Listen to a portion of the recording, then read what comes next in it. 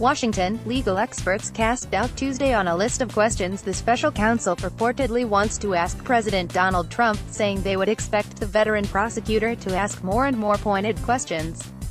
The New York Times published the list of 44 questions it said special counsel Robert Mueller plans to pose to Trump as part of his investigation into Russian interference in the 2016 election. The newspaper reported that the list was compiled by Trump's lawyers based on questions that were read to them by special counsel investigators.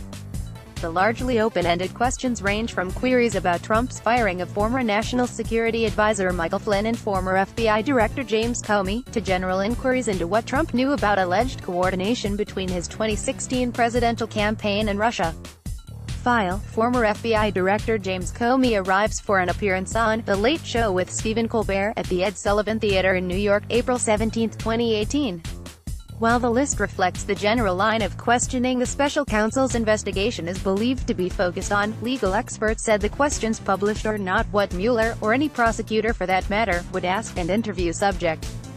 It doesn't sound like questions that a prosecutor would typically ask, unless it was just a very general information-gathering type of inquiry, and they'd not limit themselves to only those question and reserve the right to ask follow-up questions, said Eric Jaso, a partner at the Spiro Harrison law firm who served as an associate independent counsel during the Whitewater investigation of former President Bill Clinton.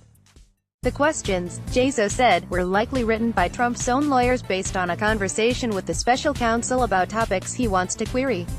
If Mr. Mueller is going to interview the president, I suspect that he's going to ask rather pointed questions rather than having questions that would allow the president to basically give a narrative and potentially go far afield from the topics that they're trying to focus on, Jaso said.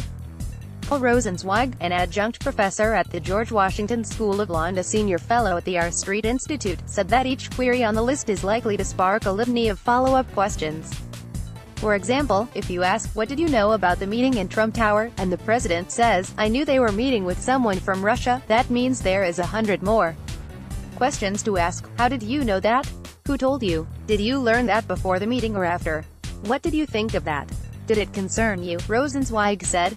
Disgraceful, though prosecutors do let interview subjects know their planned areas of questioning, rarely do they share specific questions in advance. Going back to my experience with Whitewater, I'm not aware that we ever shared specific questions with the president's counsel, Jaso said.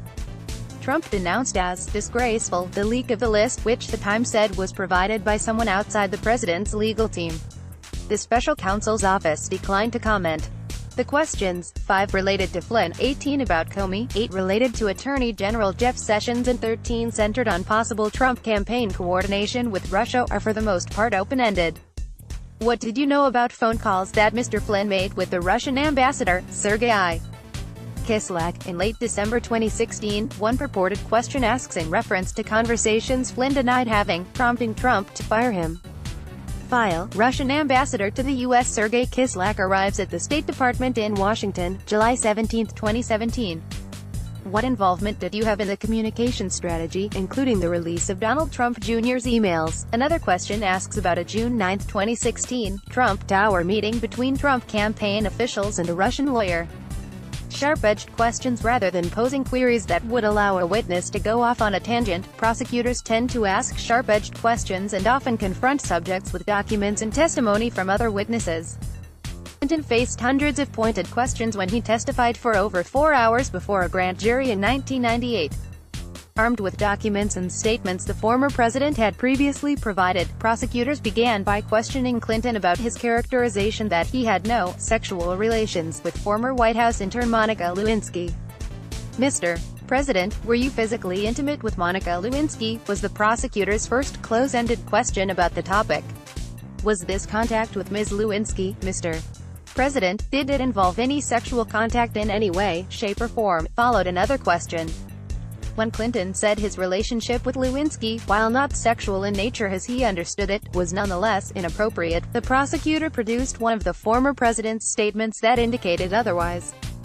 If you look at those questions they're extremely focused and extremely pointed, Jaso said of Clinton's testimony.